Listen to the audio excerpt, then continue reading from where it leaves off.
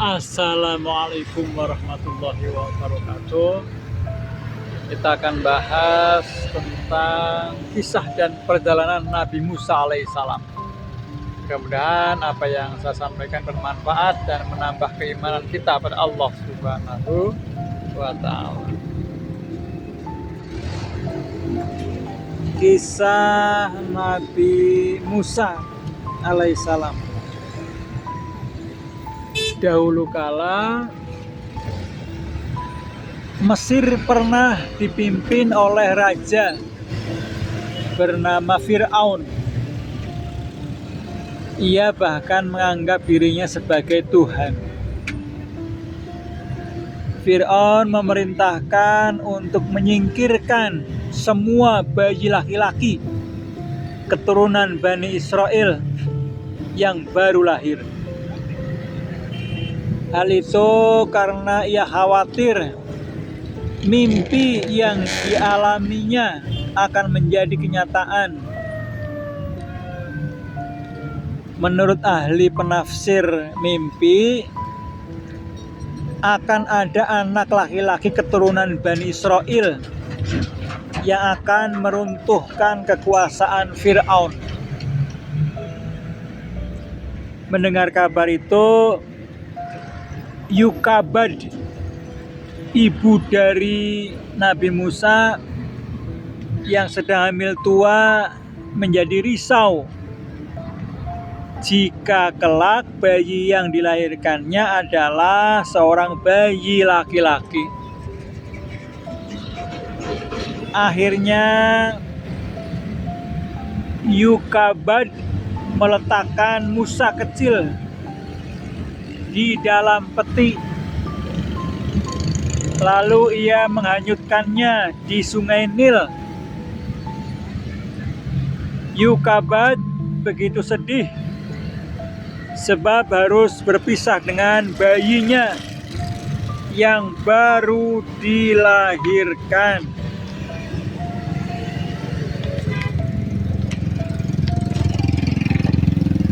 Peti itu pun hanyut hingga dekat istana Fir'aun. Orang-orang istana yang menemukan peti tersebut segera membawanya ke hadapan Aisyah, istri Fir'aun.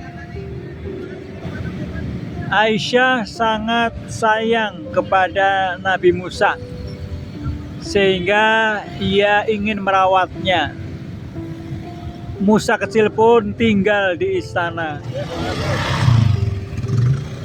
Ketika Musa kecil menangis karena haus dan lapar, pihak istana mencoba mendatangkan para ibu yang bisa menyusui.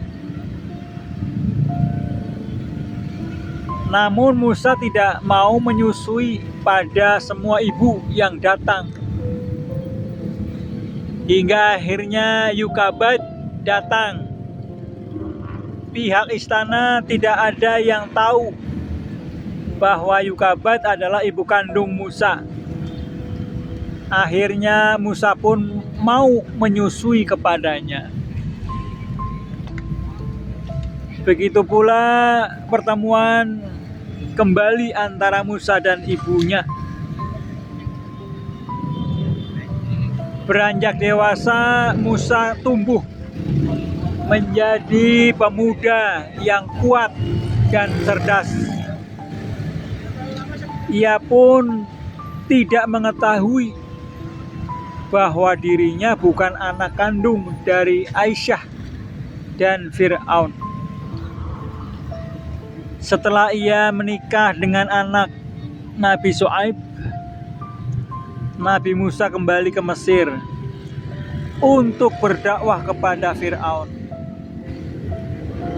Tak lupa ia membawa serta tongkat berwarna merah yang selalu ia gunakan ketika mengembala hewan-hewan ternak Nabi Syuaib.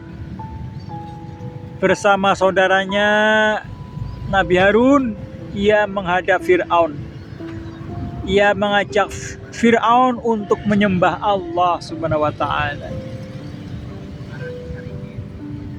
Namun Musa menunjukkan mukjizatnya di hadapan banyak orang. Tongkat merah mampu berubah menjadi ular besar. Para tukang sihir istana meyakini bahwa apa yang mereka lihat bukanlah sihir, tetapi memang benar-benar mukjizat. Fir'aun menjadi sangat murka. Ia khawatir agama yang disebarkan Nabi Musa akan kian meluas. Suatu hari Nabi Musa beserta para pengikutnya diperintahkan oleh Allah untuk meninggalkan Mesir. Fir'aun dan bala tentaranya tidak membiarkan hal itu terjadi. Mereka mengejar Nabi Musa dan pengikutnya.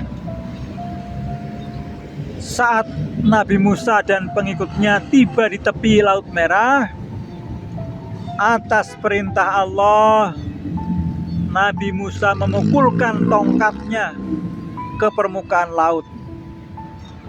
Air laut pun terbelah menjadi dua. Rombongan Fir'aun terus mengejar di belakang mereka.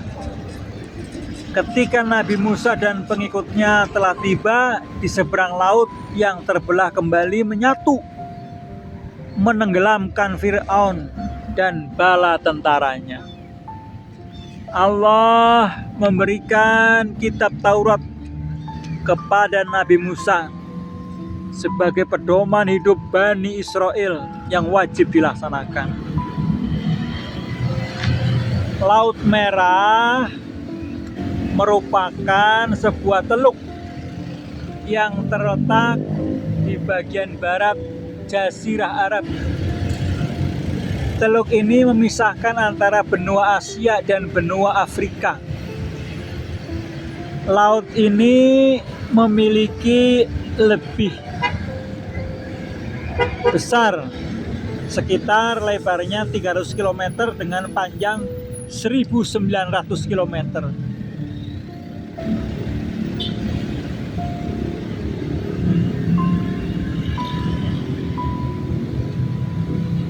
Fir'aun merupakan gelar yang disematkan kepada raja-raja Mesir kuno.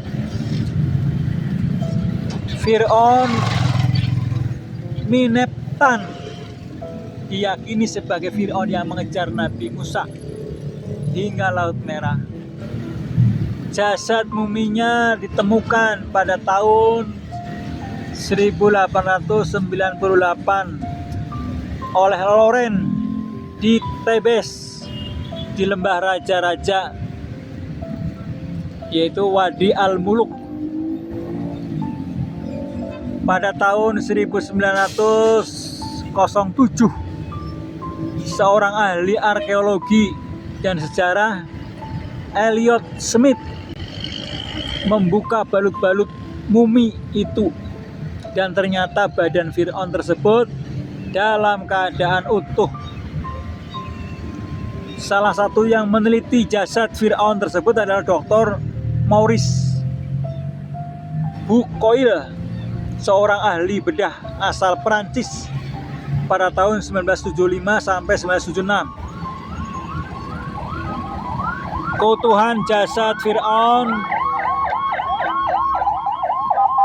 memang sudah menjadi pernyataan Allah dalam firman-Nya, surat Yusuf ayat 92, yang artinya, maka pada hari ini kami selamatkan badanmu supaya kamu dapat menjadi pelajaran bagi orang-orang yang datang sesudahmu, dan sesungguhnya kebanyakan dari manusia lengah dari tanda-tanda kekuasaan kami. Itulah tentang kisah dan perjalanan Nabi Musa alaihissalam. Mudah-mudahan apa yang saya sampaikan bermanfaat buat kita semua dan menambah keimanan takwaan kita kepada Allah Subhanahu wa Ta'ala. Assalamualaikum warahmatullahi wabarakatuh.